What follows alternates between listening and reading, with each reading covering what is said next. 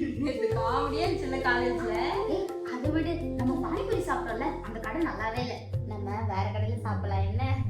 ஏய் ஆமா நீ ஏன் ஒரு மாதிரியா இருக்க? அதெல்லாம் ஒண்ணும் சரி. ஏய்